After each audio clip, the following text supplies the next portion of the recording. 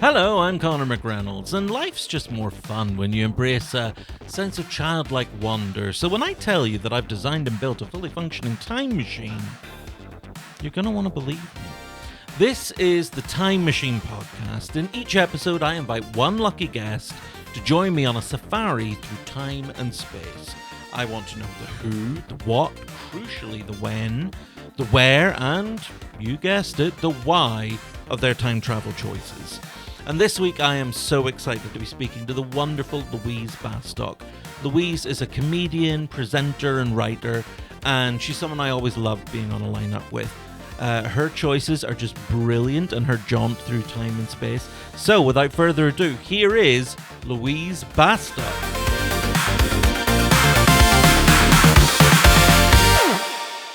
Louise Bastock, thank you so much for being on the Time Machine Podcast. How are you doing? Yeah, good, thank you. Thanks for having me. I'm excited. Well, thank you so much for coming on. I love your choices. Again, three completely different choices. I've not spoken to anybody about these things, so I'm very excited to get into them with you. But before we dive in the time machine, let's introduce our listeners to Louise Bastock. So you are a stand-up, you're a writer, you're a presenter. You write a really brilliant Substack called Everything Always.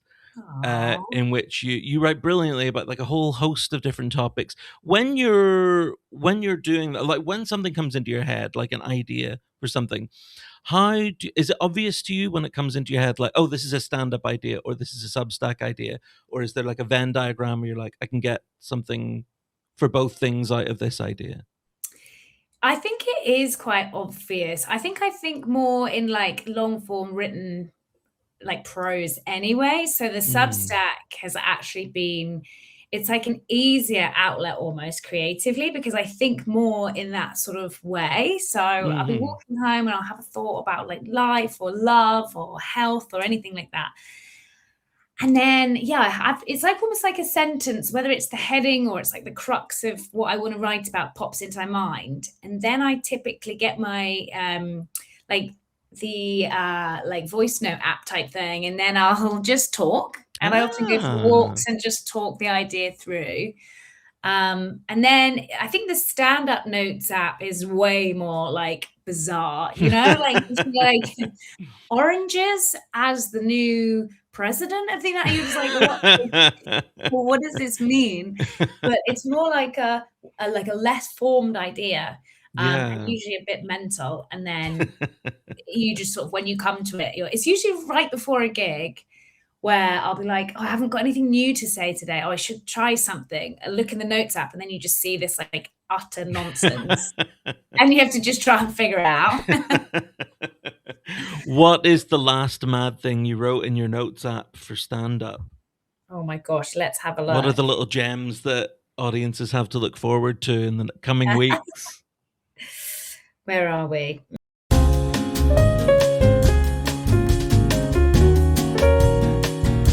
Oh yeah. I've put, you can learn a lot about your partner when you get to the stage of sharing old usernames and passwords. Oh, that's good. Yeah, I think like my boyfriend shared like a password of his, and I was like, excuse me? And then it's a bit like old email addresses, isn't it? Like when you have like sexy cat 43 or something. And you were like 12 when he came up. That is such a good point. I'm still amazed and definitely judge people. Like I have friends who still have Hotmail or MSN email addresses. I'm like, so you haven't changed your email address since 1996? Yeah, Like, it's incredible. so weird. I think my boyfriend actually has like a Hotmail, and I was like, saw it on his computer once he was doing something, and I was like, what the hell? What even is that? Is this for like a project? Like you have to recreate the olden days or something? Exactly. So I'm like changing jobs soon, and we just thought email chat. We work on Gmail, and someone like mentioned it. I don't know if they were just trying to like rile me up. They were like, what if the new company doesn't use Gmail? And I was like, I will be lost. I was like, I will have to hand my notice in immediately. I don't know. You wrote a really brilliant piece recently on your Substack about your birthday and how you feel about kind of your age and your Mm, spiritual age, and reflecting on kind of where you are and where you're going. And I get the sense from the article that you've got a very cool, very positive attitude about aging and time and that kind of thing. So I sense that you sort of wouldn't use the time machine to go back and change things and try to improve things or undo things. But what is your kind of relationship with I suppose time and moving forward, and not to be too philosophical and wanky at the beginning of the podcast? yeah, I think I'm very much like you don't regret anything in life as long as you learn from it. Hmm. So I'm sort of let's keep moving forward. My dad always was like, if you could go back to any age in your life, where would you go back to? And every time he's asked that throughout my life, I've always been like, no, I wouldn't. I wouldn't go back. Like Hmm. I was happy with what happened and I've moved on and we're here. Like I don't think I said in that Substack, like I get nervous about the future. And I think in my age now, I get nervous about like making a mistake because it feels like by now you should know what you're doing at the, Yeah. your 30s. But like, I also don't look back and think I would change anything. And there's nothing I Hmm. haven't managed to make it through in life. So like, I think my relationship with time is mostly positive. And actually, when I was talking to people about this podcast, and like kind of going through what eras I should talk about, loads of people were asking what's the caveat, like what are the rules. They're like, but can you change stuff when you go back, like what, do you have all the knowledge you have now? And I was like, I don't know, I don't think of it like that. I just kind of want to see what it was like. Yeah. Well, do you know what? Like, it's really interesting because different people approach it in different ways. Yeah. Some people on the podcast have wanted to go back and absolutely fuck shit up and Nice. like change everything from kind of the birth of Jesus right through to now. And others are very careful. Like, you don't want to step on a twig because the whole butterfly effect, you Hmm. don't want to suddenly, like, everyone could be using Hotmail if you accidentally, tear a page out of a book 50 years ago or something. So, Yeah. yeah, I think the times and places and your reasons for going to them, it seems to me like you're kind of just going back to sort of observe and be interested in people. Yes, totally. I think I want answers and I want to like just experience that world. But I've Yeah. probably got quite a romanticized view. Like some of the times, like I don't think you would actually want to go back there. Yeah, it's such an interesting thing because, and we will talk about it more later, but you're absolutely right. There are some points in history where we are super romantic about them, and actually the Mm. reality is disgusting. Everyone was unwashed. The places were Mhm. horrible and smelly. But we're like, oh, now they knew how to live back then, didn't they? For They had sure. it figured out. Absolutely. Or it's like the class issue if you're like, what echelon of society am I getting back into? Yeah. And it's like in some cases, like even in the Roman era, I kind of feel like being too higher up in that time was dangerous. Like they loved a good Yeah. stabbing back then. They really did. Yes, they really did. Yeah. I And mean, yeah, I mean, I think I have anxiety now, and I just don't know how like the emperors did it. Like they're like constantly like, I might get stabbed tomorrow. Who knows? nobody even wants anything from me, and I'm worried half the time I'm outside of the house about being stabbed. So, yeah, if I was important, I'd be fucked. Uh, it's a question that I've asked of a few guests. Mhm. Sometimes you hear people, and you'll have heard people say, like, that you don't think you were born in the right time and that you would Mm. have thrived in another era. Are you quite happy, sort of here and now? Or is there a part of you that's like, I'm okay now, but God, I'd have been good in the 60s or 70s or. Yeah, I think I'm good now. I think that's quite like a boring answer, No, I but think it's good. It's yeah, self aware. yeah, I think that when I read about sort of, the real courtly systems of like when everyone had a monarchy and the way just the political gameplay and everything that went on back Mm, in the day. And I know that's still happening now, but like I'm able to live a good life outside of it.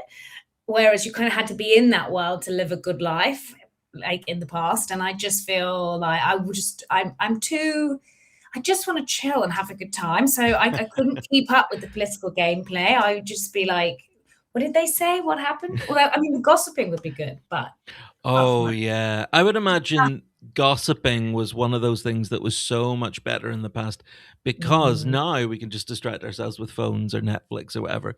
Back then, gossip would have been like the Netflix box set. Yeah. Well, I recently went to Hampshire for the weekend, and we drove past Jane Austen's house, and we were thinking about that time. And I was like, no wonder she was able to write loads of books. I mean, she had all the time in the world. Like, Yeah. She I didn't could have have to written turn the a book. Wi-Fi off. Yeah. Exactly. Like, yeah, if that's all you've got time for, like that and a little bit like washing and cooking some food, I'm like, you could all write a book. So very soon we're going to step into the time machine. We're going to go to your first point in time, but I want to talk a little about time machines with you because there have been Mhm. some very cool time machines in movies and literature and that kind of thing. If you were designing your own time machine, what would you want it to look like? Because I mean, Mm. for me, I can't decide whether a hot tub or a DeLorean is cooler. I mean, a hot Yeah. tub's a pretty baller way, but yeah, blue sky thinking. What is a Louise Bastock time machine? Ooh, do you know what? I mean, I really do love a hot tub, but oh, I don't know. Maybe some sort of water slide, and I you'd sort love of that. slide off the end and into another time. That's brilliant. And you just have to hope that there isn't a T-Rex at the end of the slide with its mouth open, so you kind of woo straight in. Yeah, like, you see those, like, slides on a lake where, like, people go down and they, like, really catch some Oh air before yeah, they yeah. land. Like, something like that would be so good. I mean, it's such a bold way to enter the past, like in a swimsuit, soaking wet, and you just land in the middle of the town square, and you're like, "Hi, everyone." Well, so I think with the water slide, you would have to land on some sort of body of water, Okay, but yeah, it could be like a fountain, It could be like the yes. Trafalgar Square fountain or something, which arguably is also hilarious. I it's such a great way to enter the past. I'm just trying to picture what the TV series looks like. You just landing in water and then getting out and having to be so inconspicuous. Like, don't mind me. I'm just wearing modern clothes and I'm drenched to the skin. I love it. Or you're literally just in like a Speedo, like the Speedo swimming costume or for a I bloke, would little be burned Speedos. as a witch within an instant if I arrived in the past in a Speedo. Uh, Well, that's it. Because it's funny. I think when I imagine myself going back to the past, I do think it's like quite voyeuristic. Like I don't necessarily think I'm there, Like I'm not, I can walk around, but I'm not, people aren't like seeing me. oh, okay, yeah. Think how I see it. Got a little bit of anonymity going on. Yeah. Yeah. So Some are you kids do someone would you kind of enter the time machine? Would you be a little bit cautious and nervous? Or are you kinda like dive it straight in, embrace the unknown? I think my whole thing would be, can I come back? Like Yeah. where do I, because arguably, if, do you have to find some kind of water slide equivalent on the other side to like fire yourself back to the modern day? So I think that would be my only trepidation.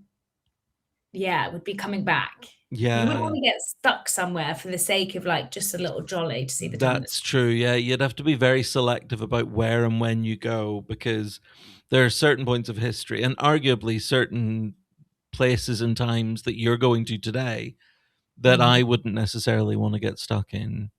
no, Uh, hell no. well, let's dive straight into your first choice. And your first choice brings us to Russia during the Mhm, Enlightenment, and specifically to the reign of Catherine the Great, whose 34 years of power remains to this day the longest of any woman in Russian history. And mhm. while much is known about her influence and her legacy, there's still a lot of intrigue and mystery surrounding her. This is a super choice. So what was it about this person, this time, this place that piques your interest? So my middle name is Catherine, and my mum said that she named me after Catherine the Great, like gave me that Mm. middle name. And taking it at face value, sounds pretty great. Like I was like, what a legacy to have. And then when I was about 16, we did a school trip to Russia. Oh, wow. I know, like kind of That's crazy. cool. And a cool, well, it was such an interesting country even then. And one of the trips we got to do, one of the tours was to go and see Catherine the Great's gravesite. So we get there and I'm all like buoyed up thinking, oh, I'm going to see like this woman who's like, feels like a part of like a legacy type thing. And the woman doing the tour was like, so if you don't know Catherine the Great, she basically came to power by marrying a rich man, forced him to abdicate his throne, and then may or may not have had him killed. And I was like, pardon? She had it all figured out. Yes, she's an intriguing figure in history, and was around that, like you said, during the Enlightenment, and she was super clever. And she actually, funnily enough, she was so good at the game playing, but not in like a sinister way. I just think she was a very smart woman and Mhm. understood from a young age that to survive, she needed to, be seen. So um, she was a native, I think, German speaker, but Yeah. in Russia, I think it's either the language du jour was French, I think. Mhm. But yeah, she basically decided to learn like whichever language, maybe it was Russian, I don't know. She just knew that like to be on the right side of things, she had to speak the right language and say the right things and believe in the Mm. right religion. And it was something that her husband, Peter the Great, like he didn't understand. And Yeah. so that's why I think she like survived him and was such a success because she just understood and she didn't seem to get too caught up in like what her personal views were. She sort of somehow kept those private and Yeah. was honest to herself, but just understood how to survive. And I like, yeah, always thought that was really cool and respected Yeah. her. It was impressive. Well, she was a really interesting in that she was preparing for power for kind of a long time, like even before she sort of usurped her husband. Mhm. Um, Obviously, 34-year reign is a long kind of time. In your sort of imagining going back in a time machine, are you seeing her kind of in those early years when she's preparing for power, or she's just taken power, or are you kind of seeing her more toward the end of her reign when her influence has been felt and her sort of the limitations of her power as well have kind of been realized at that Mm. point? I think I'm coming in right at the time everything's settling. Like she's just Okay. got she's just taken over. And yeah, I think I'm curious as to like how did it all happen? Who is really pushing it? Did she have her husband killed? Like I Yeah. want to know. Her husband sounds, I mean, they both kinda sound like funny ones, so I didn't really know much about these guys, so I was doing a little Mm, bit of reading yesterday, and, in the Encyclopedia Britannica, her husband Peter was described, and I quote, as "extremely neurotic, rebellious, obstinate, perhaps impotent, nearly alcoholic, and yeah, most seriously, a fanatical worshipper of Frederick II of Prussia, yeah. the foe of the Empress Elizabeth." So he sounds great. I love the idea that he can be perhaps impotent and nearly alcoholic, but not quite fully alcoholic, just, nearly. Uh, Yeah, so yeah, I think they did. He was an unfortunate kid as well because I think he got like smallpox at like a young age, and okay. he was quite like I think he was Empress Elizabeth's nephew, Yes, um, yeah. and yeah, so he was a bit disfigured as well. And Catherine the Great was quite seen as quite a beauty at the time. So I think he just had the odds were stacked against him. Yeah. Well, it's interesting you say that Catherine was, seen because, again, in the Encyclopedia Britannica, Uh, they felt the need to comment on her looks, but this encyclopedia says, although a woman of little beauty, Catherine possessed considerable charm, a lively intelligence, and an extraordinary energy. Which, Mm. basically, they're saying she was ugly but full of beans. He had some character. Yeah. I just think like Yeah. it's like the John Inverdale thing at Wimbledon a few years ago when he said about the woman who won, like, oh, she realized she was never going to be a model. And it's like, why is that a thing we're talking about? Honestly, and I think that's like part of the discourse that makes me really interested in Catherine was like, was she a great ruler for a woman or was she just great? And I think her Mm, gender gets tied into so much discussion. yeah.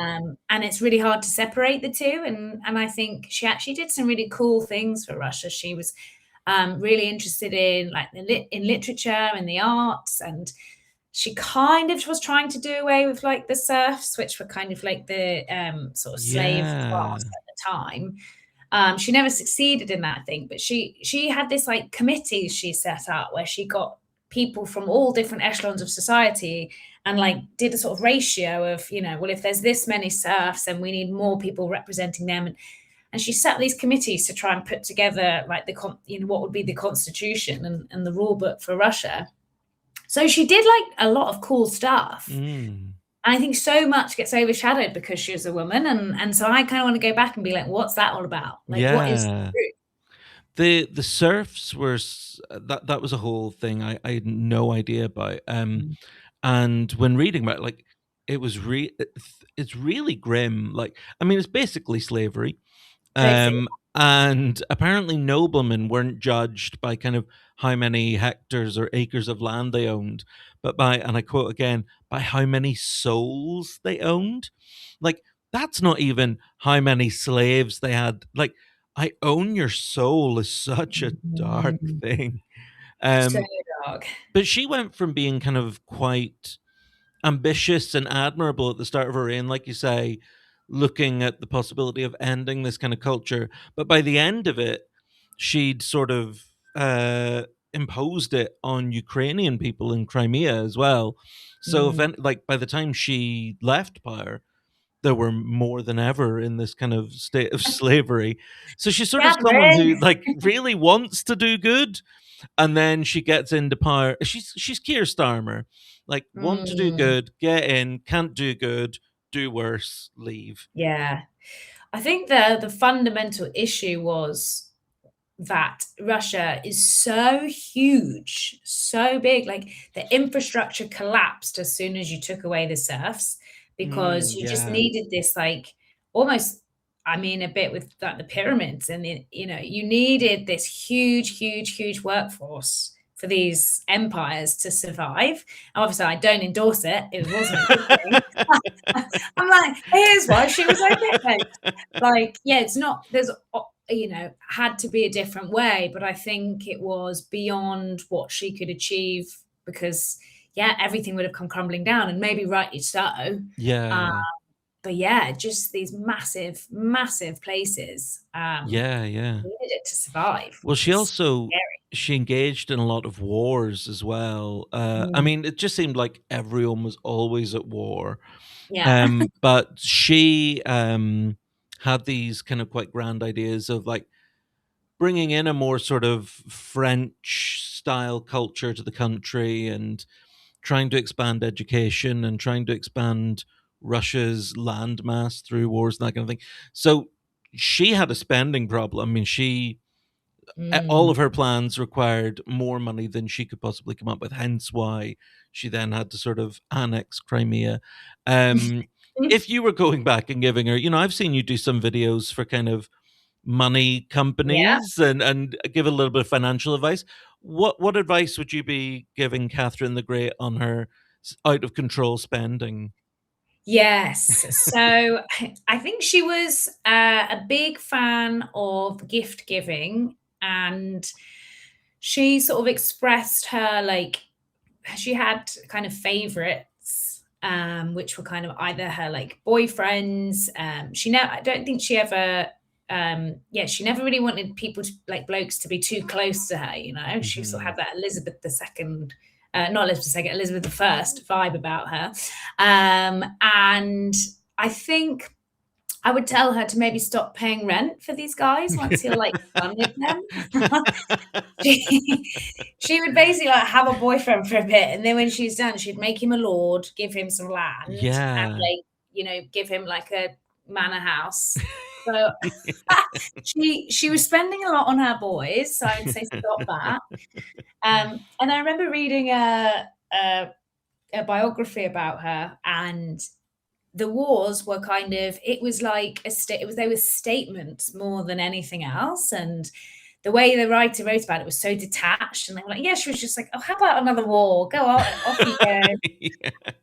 And I do think so much of that, it's just like a power play at a certain, I mean, what else is war really? But like, they didn't need any more land, it was Hmm. just, so cut down the wars, maybe cut down on the boyfriend's expenses, I would say, would be my 2 tips.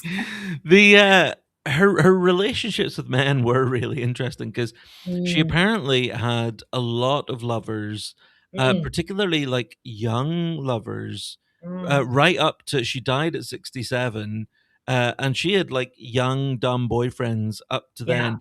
Is that the right idea? Is this the sort of aspiration for all middle-aged women? Should they be looking for young, dumb, beautiful men? I mean, absolutely. Have you heard what you're saying?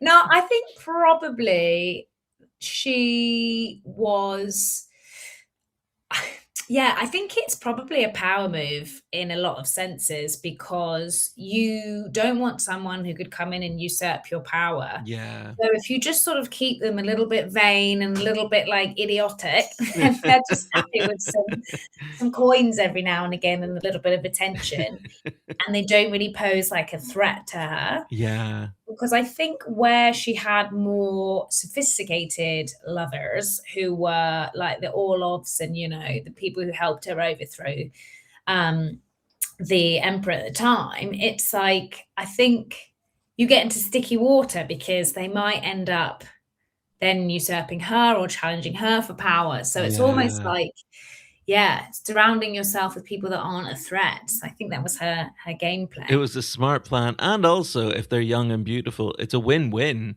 Well, If you're exactly. only using them for one thing, then it's a Yeah. win-win.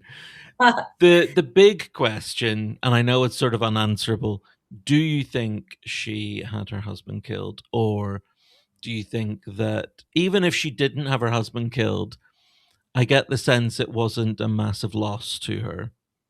Yes. Yeah. I mean, I don't for a second, yeah, she had no part in it, like, physically. Physically, yeah, yeah. But I do believe it was probably more likely her advisors around her had suggested it, and then I think she was like, when you're saying no, but you're nodding your head. Yeah. I think it was like, "Gosh, no, I can't bear it. Don't, no, please don't." But, like, wink. If he goes, great. And, like, I think, like, that's what I was saying earlier, like, in the Roman era, it was like, you to some extent, you can be like, "Yeah, we'll imprison the enemy and we'll put them away, or we'll banish them, whatever." But like ultimately, they still pose a threat. Like at any given time, they could come back. And there was like a few Yeah. imposters that tried to sort of say they were like the rightful heir and things like that, and try and take the throne. So, I think back in the day, it kind of was the done thing. I think you just had to really get rid of people. Yeah. I believe, wasn't there like a general who pretended to be her executed husband who kind of said like, Yeah. "No, they didn't get me. I escaped," or something, and he tried to lead a rebellion against her, pretending to be the rightful emperor. Yeah, yeah, and he got quite a big following, and was posing quite a big threat at one time. Yeah, I think that was one of the downsides of Russia being so massive, is that you could have these little factions pop up out in the countryside, and it was so far away from Moscow and St. Petersburg that, you could really gather a good following and get like yeah. the fear and the energy going before it even got back to anybody who could do anything about it. So, Yeah, yeah. And what yeah, a golden time to be alive when you could just say, "Oh no, I am the emperor." Like, you won't have seen me before, but trust me, I'm the emperor. Like, nobody on Google Images yeah, being like, maybe, like if he's had a haircut. But yeah, incredible. honestly, that sort of part of history amazes me throughout time. I think especially in like English history, when people were sort of fighting over the throne, and it was like somebody was in Europe, another brother was up in Scotland or whatever, and they all Yeah. were like, "We've all got to get back. We've got to be the first person back." And they had Yeah. received letters that were 3 weeks out of date, and it just how anybody got anything done, and how we all just like followed the rules, and we were like, "No, you're the successor. Sorry, you did get here 3 days after, but actually, it was him." It's crazy. That is so true. Well, you mentioned British history, and your second spin in the time machine brings us to the city of London during the reign of another powerful woman, Queen Victoria. And Mhm. while you acknowledge, and I'm quoting you here, it's all busy and diseasey and Jack the Rippery. You're interested in the gap between rich and poor and how the city was arguably the most influential city in the world during this time. Mm. Now, this begs the question, if you're interested in the juxtaposition of gratuitous wealth and desperately poor, why Mhm. leave London in 2026? Like, I walked around Mayfair on Wednesday this week and it was just disgusting. Like, it's so Mhm. gross. You know, Mm. there are food banks in that city, and there were people stumbling out of the Ritz at 3 o'clock in the afternoon with a glass of champagne. Yeah, Like, I know. I mean, it's still crazy. It amazes me in London to this day. I think one of the first things I noticed when I moved there, I moved to Camberwell, and I lived on a really nice flat in a council estate. And it was a lovely development. And then opposite the road, there were these multi-million pound houses. yeah, And it was just the juxtaposition has always fascinated me, even yeah. yeah, in like modern times. It's just because I think we're in our council flat looking out over you know, these beautiful houses, and they're looking at I'm just like, this is just an odd position to be in. Yeah, yeah, Yeah, and it was such striking difference in wealth as well. Like, yeah, it's yeah. Well, certainly that is kind of the thing that immediately pops into people's heads with Victorian London. We have that kind of picture of the large mustachioed, pot-bellied businessman with gout sort of slapping a street urchin away for asking for a crumb of food or something. Mhm. But yeah, the thing that really strikes me is how remarkably similar it is to now, which Mm, is why this is such a fascinating choice. Because I think there's a lot more about this time that is probably very identifiable, probably mhm, more than we want to admit. mm. Um, I think though, for anyone listening who doesn't know a lot about Victorian London, and I'm no expert, but I've got a little pop quiz for you. So we're going to do a little fact or fiction here. So I'm going to give you 5 statements, and you need to tell me if they're true or Oh false. my gosh, okay.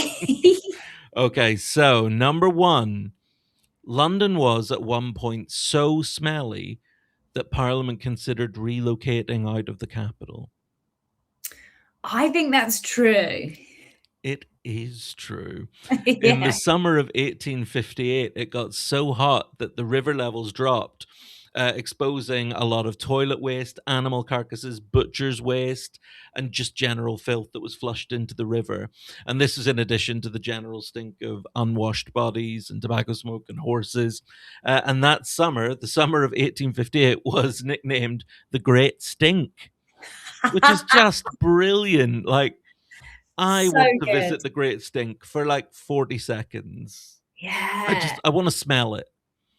Honestly, when so but if you've like been out for a day, or like, and you if you feel like you're a bit stinky, and then Mm. someone walks past and they smell like perfume, but you can smell the perfume so intensely, I always think that's when you really smell, because you're like their cleanliness is like almost offensive to you.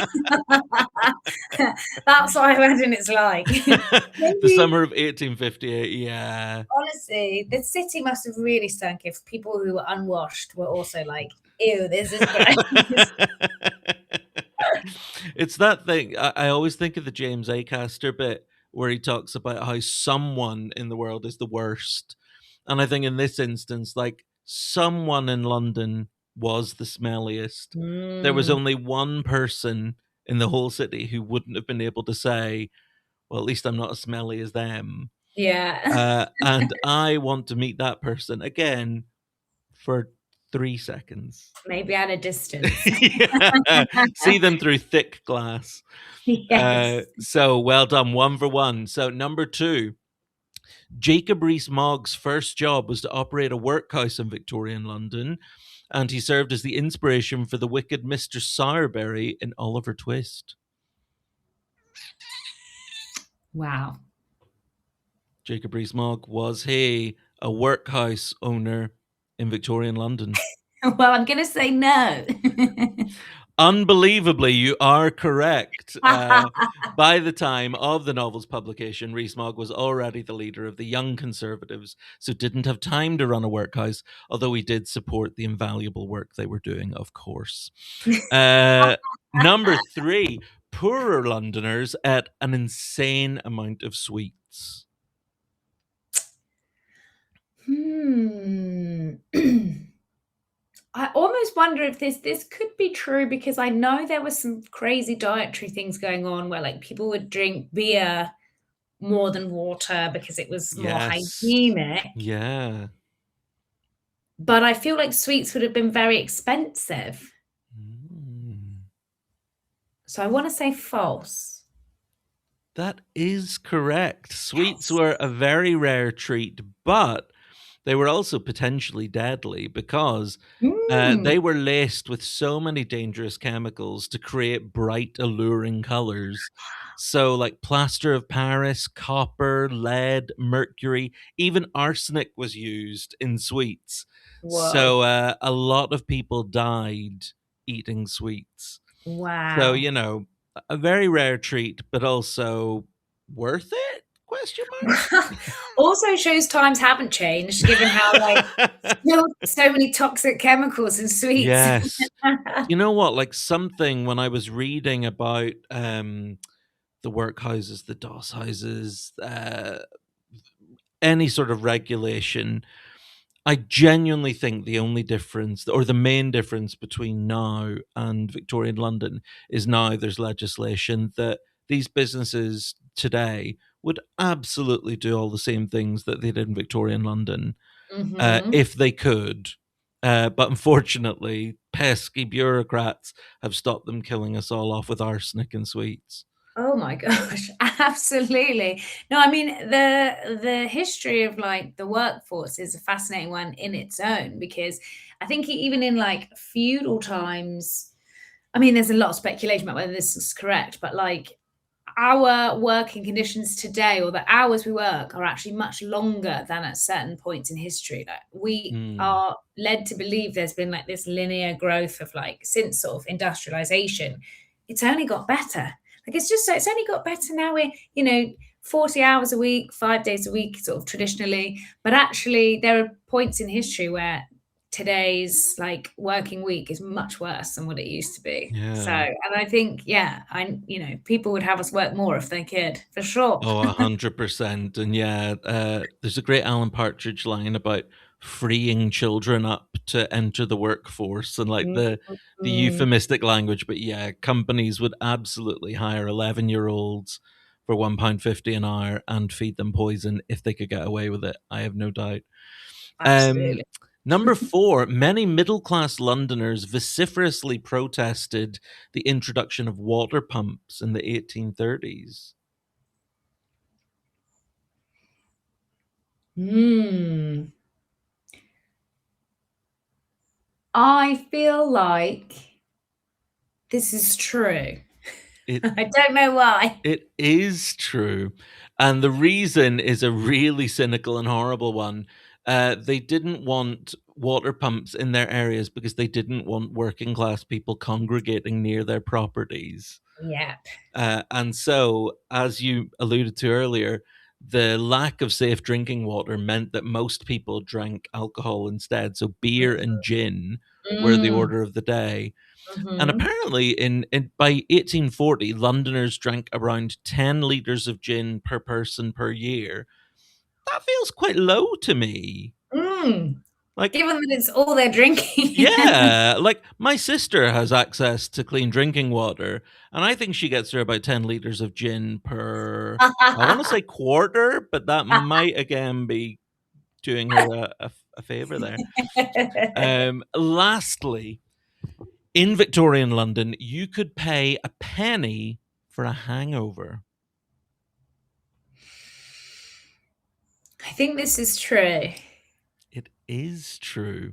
Yes. And it's a little etymological fact. So sorry if that bores you. You can No, I skip love ahead it. 30 seconds, listener, if you don't like it. But so a doss house in London was kind of similar to a hostel, but filthier, grimier, nastier. And you could pay for like a small cot in a very crowded room. I think it was about 4 pennies a night for that. But a cheaper option was available where you would sit on a bench at the edge of a room and they would tie a rope around your torso and you would literally just fall asleep hanging on, like over yourself with a rope tied around you. This was typically used by people who were too drunk to get home. And so they would go to a doss house, get tied up for a penny, and they would wake up the next morning feeling like death because they'd just fallen Mm. asleep with a rope tied around them, holding them up.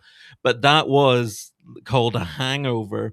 And how rough they would feel the next day, it became known then as a hangover. Perfect. Isn't that a cool little kind of where did that phrase come from thing? I love Oh, little things like that. honestly, the ultimate records. I love it. Oh yeah.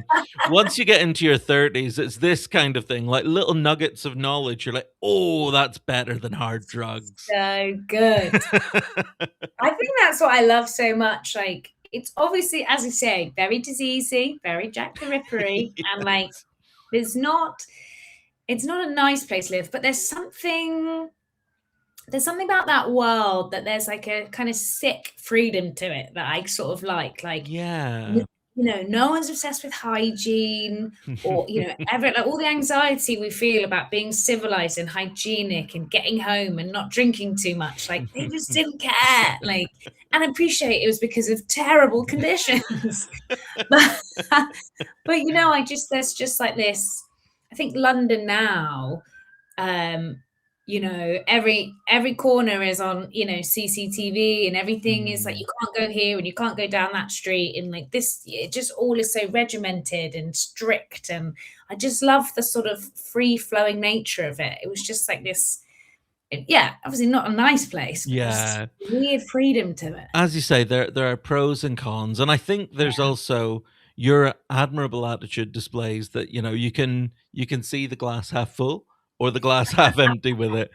There was one little thing that didn't make it into my quiz that I just thought was so fun, and again, I think Mm, it sums up kind of something that's so awful, but Londoners were very funny about it. And this was that food. There was a lot of need for cheap food for a lot of poor mm, people. And so again, there was no regulation, so it was a lottery what you were getting. And meat was particularly dodgy. Anything that could be minced, you're in dangerous territory. So sausages used to be padded out with like as many breadcrumbs as possible to make it go further. And there were genuine complaints to butchers that when people cooked their sausages, they turned to toast because there was so many breadcrumbs in them. But Victorians in London referred to sausages as bags o' mystery, which I just think is great. Bags of mystery. And that it's is a very kind of what are we getting here? Let's make a joke about it. But actually, what the fuck is I in this love thing? it. It's like Bags the of mystery. original filet o fish. Bags are mystery. Imagine if McDonald's started selling bags of mystery for £1. You have no idea what you're getting, but I'm going to buy it for £1. Oh, to be fair, me and my friend once bought like a barbecue bag from, I won't say which supermarket, Yeah, but it's one of the more budget options. sure. And it was like, yeah, this barbecue bag, and we took it out, and it was like a plastic bag that was just full of raw meat. And it was like sitting in a pool of blood. And it was the most, we ended up barbecuing it and eating it. It was the most disgusting, but it was horrible. Like, oh, the like sausages were like sort of just tubes of something. Oh, Tubes yeah. are mystery for sure. It was something I remember when I was leaving home for university, and my dad gave me two pieces of advice. And it was don't scrimp on towels, which is Mhm. excellent advice, and Classic. also never scrimp on sausages. Mm-mm. And there was a part of me as an 18-year-old who wanted to prioritize my drinking money. I did once skimp on sausages, and it's a mistake you make once. I got like the Mhm. kind of Tesco value ones or whatever, and there were just hard bits of something in there. They were bags o' mystery. Yeah. Uh, so yeah, with all of this in mind about the food and drink scene in London at the time, would you be entering the time machine with a little packed lunch? A little kinda bring a little, jam sandwich with you, or are you feeling bold and do you wanna sample the delights from a local eatery? Yeah, and do you know, it's not the food even doesn't come to mind. It's more the water. Like, I don't Yeah. go anywhere without a bottle of water. And my mum always thinks it's a weird thing. She's like, we're just going for a walk. But if we go for a walk, I like to have water with me. Yeah. And I love a pint and I love a gin as much as the next person. But the idea that I wouldn't have access to running water, like, Yeah, gives yeah. me anxiety. I sort of have this like romantic vision of like being in like a tavern with a jug of mead and like a chunk of bread, you know? Yes, yeah. It'd probably be like maggot ridden and horrible. Yeah, But yeah. like And, like, I don't know mead or why. mystery, there's probably some piss in there, but, it's fine. Do you know, I think I need to have a good hard look at myself after this podcast because we've not said one positive thing about this time. And I'm like, no, what a time to be alive. But it is easy to picture this time as, the London of, like, Oscar Wilde and the fancy theater Yeah. set, and you're sat in a restaurant drinking wine, eating caviar, making Mm. witty barbs about things, so is that the London that you sort of ideally would like to see, or do you wanna get down and dirty with the plebs and the beggars and the filth? Yeah, that's it. I wanna be in the, like, grimy, crimey bit. I don't know why, like, I love the vision of the, like, the, like, habitations, like, crawling down into the River Thames, that they were all right on the banks, and, like, Yeah. it's just this the way I guess the city came about just by being overtaken by people and people just sort of finding somewhere to live and survive, and I don't know, it's just it there's nothing good about it.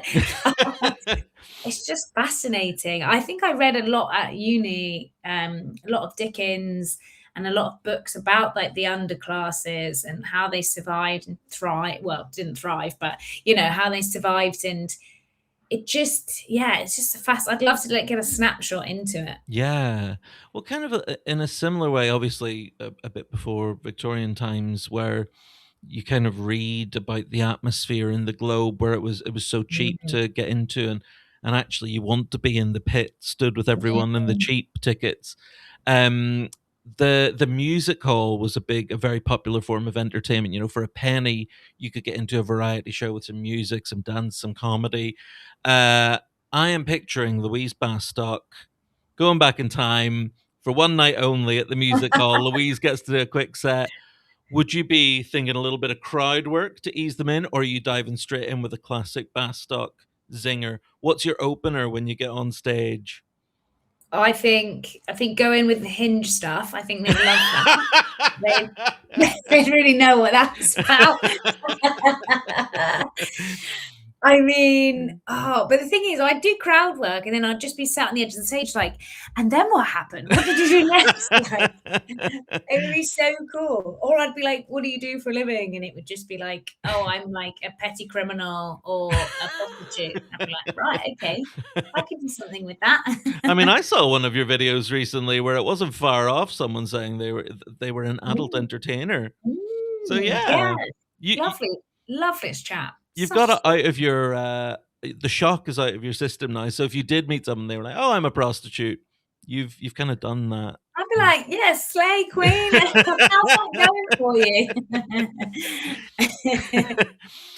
The last thing I want to ask you about is and you mentioned it in your suggestion to me about Jack the Ripper and why he's such a kind of famous folkloric figure. And again, we kind of romanticize him, like this man who murdered prostitutes. Sorry, and Mhm. it's even kind of wrong to there's some bias and some Yeah, yeah. exclusionary in saying prostitutes. He murdered women. He murdered women, poor women. Mhm. Um, would you kind of like to go back and sort of investigate this crime? Like you fly off the water slide straight into a puddle in a foggy London street? Because I would watch a 6-part series of that. Absolutely. Yeah, I think there's so many sort of it it it just feels like the answer is on, like, just one more night it's investigation, you know? Like, Yeah. there's so many things of, like, we've got descriptions of this person, several of them that are the same. We've got the idea that this person has some medical knowledge, Hmm. you know, that they operate within a certain radius, and it's like they're targeting certain types of people. It's just, you know, you're like, there's just We we're have just samples of their handwriting as well. Like, yeah, let's compare that to some stuff.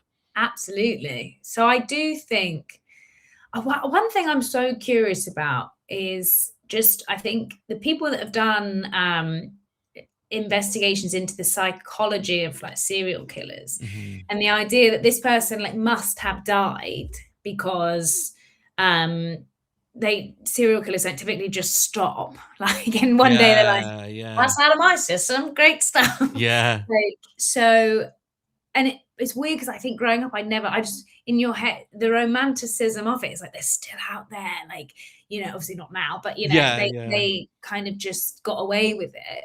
But yeah, the idea that they like died somehow, and then I think that's even like an extra bit of evidence of, you know, the death records at the time, like yeah, yeah, just yeah. we're so close. So close. It's it's a really fascinating case, and I think it's made all the more fascinating by the fact that we're all so interested in it. Mm, In ways that it's kind of cool. It's sort of cool to know a bit about it. Like it's a fascinating story. But if you'd come on the Time Machine podcast today and said like I want to go back to Ipswich around the time that lorry driver was killing women, yeah. I'd be like, Louise, there's something wrong. Like, girl, get help. Oh. But if you want to go back and like investigate Jack the Ripper, I'm like, Mm, amazing. Let's talk about that serial killer. There was, mm. I think it was during lockdown, dark time for us all, obviously. And my wife and I were at home a lot together, and I was like, we should like get into something. We should, really do a deep dive into something. And I suggested like, let's just research the Jack the Ripper cases. And she was like, no, that sounds like the worst thing anybody could ever make me do. And I was like, oh yeah, women might hate that. Yeah, for Mhm. understandable reasons. Mm. Well, there was that book I actually read during lockdown. Oh, is this the one about the 5 women? Yeah, and she Yeah. actually sort of told the women's stories, and it was absolutely fascinating. And I Mm. think a lot of them, yeah, weren't prostitutes or sex workers. They were just poor women that had got fallen on hard times. Some of them were even, you know, married and not still in the working classes, but were, you know, weren't necessarily the way that we're sort of taught these, you know, they're not Yeah. these kind of like, yeah, rough women who sort of somewhat deserved it, you know, whatever we sort of Yeah, yeah. taught. It's like they actually to here they had lives and some of them were like really trying to sort their lives out. And yeah, some of them were on the street to find money to get off the street. So it was like, Yeah, you yeah. know, really, yeah, it was a really fascinating book. I think I have it on Kindle, and yeah, Mm, I'm gonna go away and read it now. mm. Well, moving away from awful, horrible serial killer in Victorian London, great choice. I want to bring you to your third and final choice.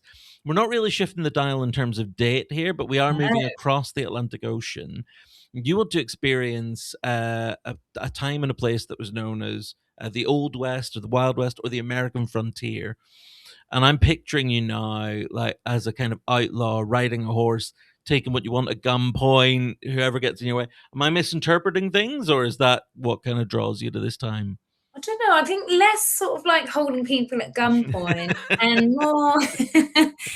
Again, I mean, it's we can't look at any era of history without noticing there's like pros and cons and Of course. horrible colonial stuff going on at this Yeah. time. But I do find it utterly fascinating that, I mean, America must have felt so big to all of these Mm. people, and that people would sort of, um, make their journey across America to find like a better life. And some of them would make it to their destination, and some of them would just go, I'm going to just stop here and Yeah. build a cabin here and like set up a life here. And I just there's something, yeah, freedom keeps coming up. Yeah. There's something about the freedom of that, and like just before, everything was like regulated, and there was sort of rules around like ownership and all this stuff, and people could just sort of put down their bag and be like, this is where I live now. Like, I love Yeah. that idea. And again, it's obviously laced with colonial issues, Sure. which, yeah, you can't really ignore. But I think, yeah, the idea of just like that, being on the earth and being more connected, I think is so great. Yeah. There And is again, a very diseasey time also. very diseasy. Like there is a kind of romantic simplicity again to that idea of own a Mm, patch of land, work off it, hunt and fish for food, deal yeah. directly with people. Um, but it was also a kind of totally lawless time as Mm, well. yeah, Um, yeah. Given what you know about that time and that place, is there anything, obviously things changed, law and order and a sort of uniformality largely of how we live our lives kind of came in. Do you think there was anything of that time that was lost that you kind of wish wasn't lost? Mm. I wish we still rode horses everywhere. That would Yeah. be something I would love. Um, I think just, yeah, maybe also not living like too close to everybody. I Yes. love the idea that your neighbor was for like 50 miles, Oh, yeah, How good would that 100%. be? That would be amazing, yes. Oh, I'm totally with you there. There's so many great, movies, TV series and stuff, computer games, books about this kind of time and place. Was there anything that you've kind of watched, played, read that really kind of sparked your interest in this time? Mm. Well, I started watching Yellowstone, which is Ah, obviously a modern look at like ranching and cowboys in Montana. yeah. But then I watched 1883, Oh, which yeah? is the prequel to that. And it Mhm. tells the story of like the pioneers who took a group of people across the US in search of a better life. Yeah. And it just, yeah, tells the story of them just like riding through, these beautiful landscapes and being very in touch with nature and your environment. And what I loved was like it was very Darwinian in the sense of, total survival of the fittest. And if you understood, how the land worked, if you understood, this river you could drink from, this one you can't, like Mhm. just that sort of natural knowledge was the only way you could survive. And Yeah. just there's something, yeah, so pure about that. Yeah, absolutely.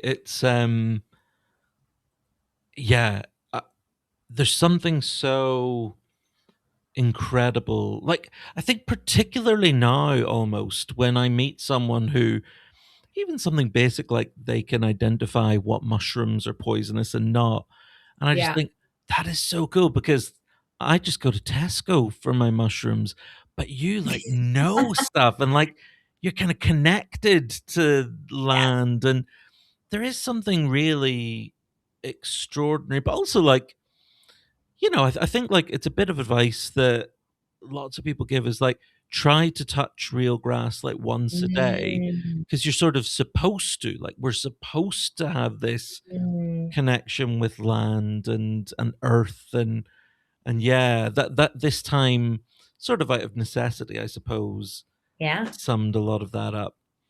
Yeah, and I guess it's weird because I think, I always feel like I don't want to have to embrace all this modern technology sometimes. Sometimes I do just want to go back. But I guess in their own way, those people at the time were embracing modern technology in like a big Yeah, way as well, with yeah. lots of changes and stuff that was going on there.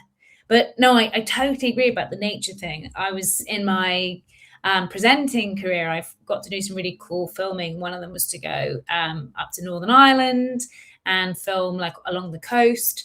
And there was a big rain cloud coming, and the guide we were with was like, "We've got 10 minutes to arrive." It's like, and to the minute, he was correct. Yeah. And then we stood by this wall, and it didn't have sort of a roof or a lip or anything. And he was like, "It's okay, it won't touch us here." She was like, "The way it's coming down," like he sort of knew even the direction of the rain and how long it Yeah. would last, and like it was just unbelievable. And it just, I was like, I guess there's this like dystopian feeling of like when the asteroid Yes. hits, you know, when Yeah, everything yeah. goes wrong, that's the kind of guy I want in my corner. Yes. Every survivalist camp needs someone who's like, I would get out from under that tree if I were you. Yeah, yeah, exactly. Like I don't want someone who can optimize a website. I, you know, I need the nature guy.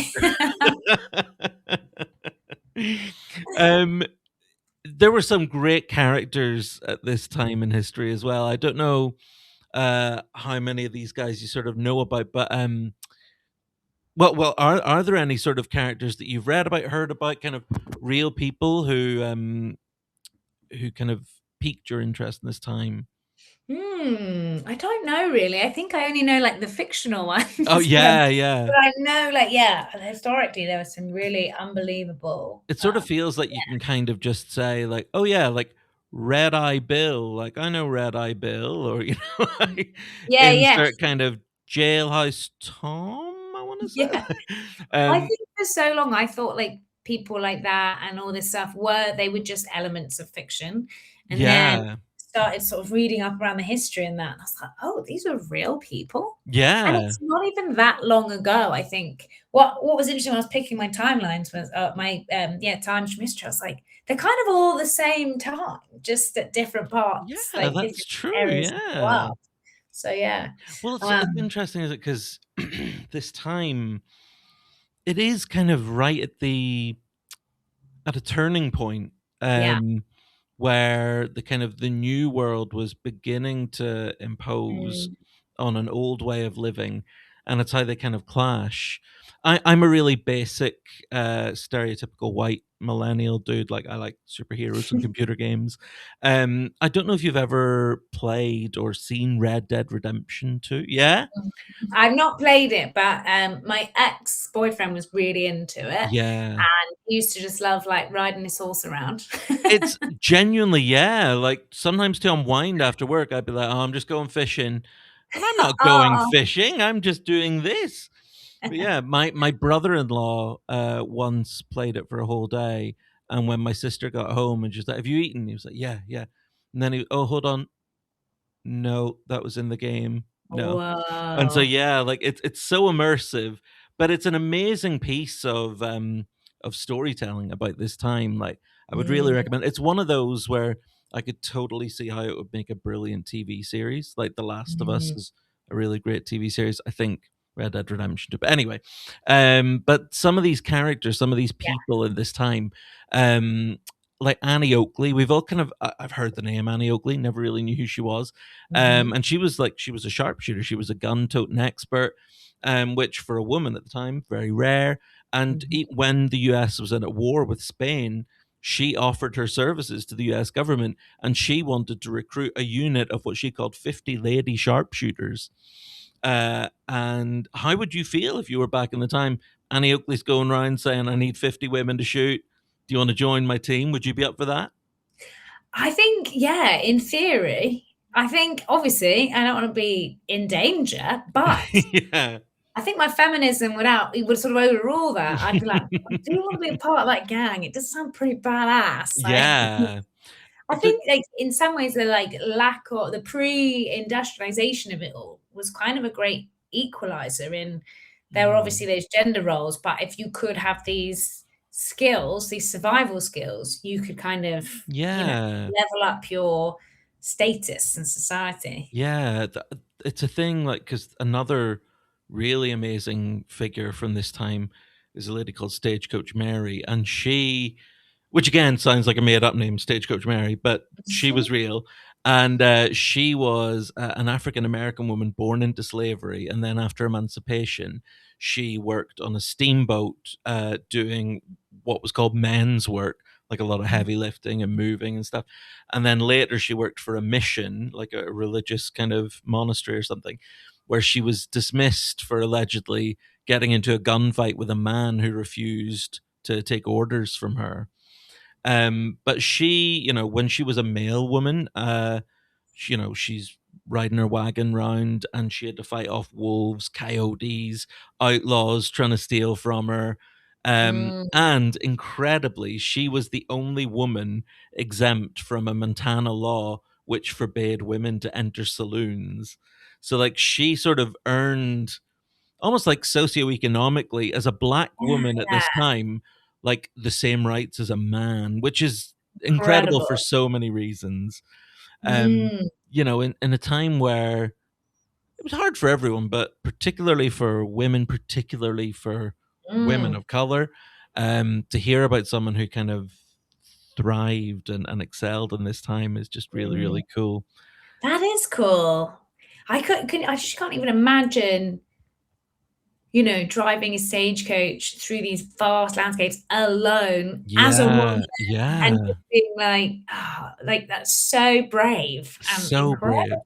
And not only just like the bravery, but actually being badass enough to like fight off outlaws or robbers or Love wolves who attack you. So yeah, like there's so that. many people when I'm reading about this time, I'm like, God, I want to watch like a movie Mhm, about this person or read a biography of this person because they sound so cool. mhm. How do you think you would fare if you were there and a group of outlaws or a pack of wolves approached you? Have you got any kind of 21st century survival techniques that you could roll out?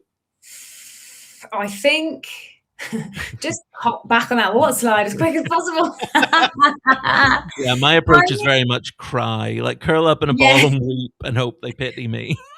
I I've I when I was a kid, I was in the Girl Guides and I got to do some rifle shooting, Oh and wow.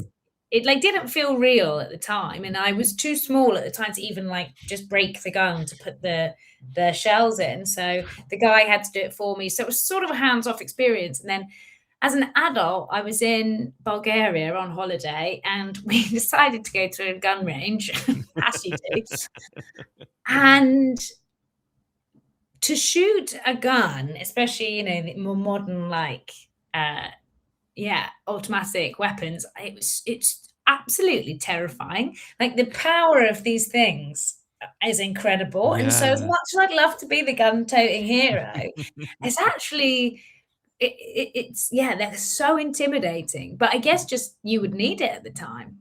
That, like, Yeah. just there's just maybe healthier attitudes to life and death in a way, and you're not really thinking too much about the morality of it. It's just pure survival. Yeah. Which, I did not know that the Girl Guides in the UK were giving the girls military training. I think if I were a hostile nation looking at the UK, watch out for the 8-year-old girls who have got Yeah. basic arms training. That's a terrifying prospect. I mean, I did have an ironing badge as well, so it was confusing at times. This feels like we're talking in a week where Keir Starmer's been criticised for not spending enough in defence. Why isn't he flagging this? Like, every 6-year-old girl in the country has a basic ability to handle a pistol. We're going to Yeah, be why not? fine. Why not? I mean, you do sort of feel like nowadays you're like, "Is that something we need?" Like, maybe it is. I think ever increasingly, yes, it does feel like. I mean, we're maybe best case scenario with AI and everything about 30 years away from returning to this kind of Wild West Mhm. style of living. When we all have to shut off the computers, we all lose our jobs. We're going to have to go off the grid and live off the land. So it sounds like you've just got a Mhm. bit of a head start on us all. Wow, fingers crossed. Me and the guy that knows about the rain will survive. Yes, yeah, find him, you'll be fine. If I want to ask you now, at the end of your 3 visits to time, if the time machine, I don't know if you know, we've had some technical issues with the time machine recently. Oh, no. I probably should have told you that before you stepped in, I but it's all told you okay. this was my fear. I'm worried If something would break. you got stuck in one of these times, where do you think you'd have done best?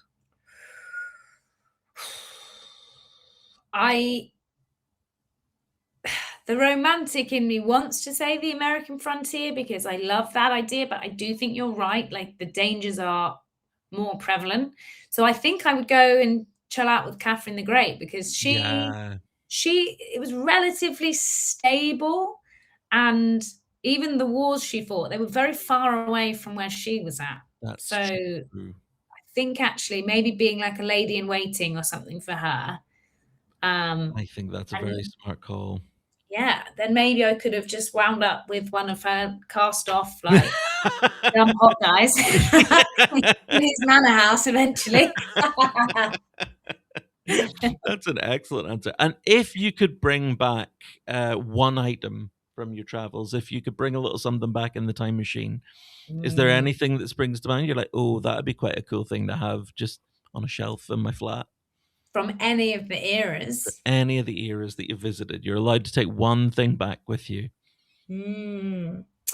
I think it sounds weird, but I've always been, I think Catherine the Great used to give people she liked like a little frame, like it's like a diamond frame. I think it had her portrait in it, and Oh, wow. um, it was like this emblem of like, you've done really great. I'm really proud of your work. Thank you so much for helping me out. But what I actually love about it was she kind of gave it to people it was a bit passive aggressive. Like Oh, she didn't, really? it was kind of like yeah, thanks so much for doing that. Like eye roll. But people would be like, wow, I've impressed her. And she was like, that's the dud gift. I'm like, that level of pettiness I just live for. So Amazing, yeah.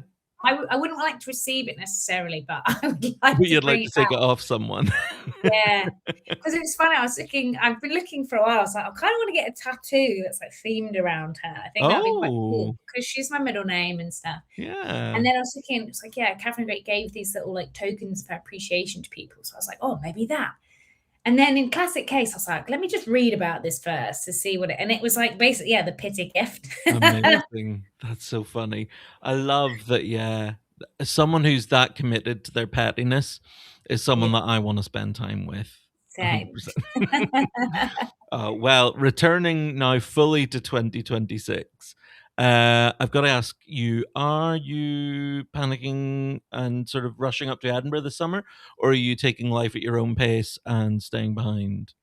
I am staying behind. Excellent. You're Yes. one of the clever comedians who stays in London and snaps up all the available spots. Absolutely. I was thinking about Edinburgh this year and I miss it so much. It's such a fun place. It's so cool. Hmm. I love seeing all the shows, but yeah, I think it's got some work to do to still Oh, make it just a kind of bit. a affordable place for artists. Yeah. So I'm keen to see that development in future years, let's just Yes. say. Yeah. If you had a fourth spin in the time machine, it's go forward 10 years and see if Edinburgh's any cheaper. Honestly, I would have to sell my little pity gift from Catherine the Great to pay for my accommodation. Louise, this has been so fun. If any of our lovely listeners want to find out more about you, read your thoughts, see you telling jokes, where can we find all things Louise Bastock? The best place is Louise.Bastock on Instagram, or as you said, you can follow my Substack, Everything Always. You can subscribe to it, it's free, or you can just follow it and then you'll get updates when I do a new post. Should have one coming out later today, although probably by the Oh. time this podcast is out, maybe a different post. But yeah, I love it. And any support is appreciated. I love seeing my little readers on there. It's Oh, just so brilliant. cool. Oh, So well, cool. it is great. I love reading it. And Thank yeah, I would you. recommend it to everyone. Louise, this has been so fun. Thank you so much. Thank you for having me. I've loved it. Oh, thank you. See you soon. Bye.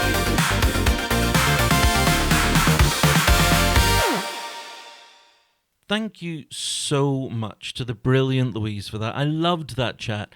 I would urge you to find out where and when Louise is gigging and get along to see her because she is absolutely brilliant. And hey, just like that, with a slight gap between episodes 7 and 8, apologies for that, we come to the end of the first series of the Time Machine podcast. The machine needs to undergo some critical repairs, while simultaneously, I'm about to become a dad for the first time, so my life is going to be less time travel and more mountains of poop for the next few months. I'm very much hoping that parenting is as easy as everyone tells me it's going to be. So all being well, we'll be back with more episodes of the Time Machine podcast later in the year. For now, though, I want to thank all of my brilliant guests. Wilsie Bag Montefiore, John Maher, Joe Sumner, Daman Bamra, Kaylee Jones, Alex Farrow, Chelsea Birkby, and Louise Bastock for such fun, interesting, hilarious conversations. And my biggest thanks goes to you, the listeners, who have been so kind and so positive. That's it for a little while. Wish me luck. Until next time, be good to yourselves and be good to each other, and bye-bye.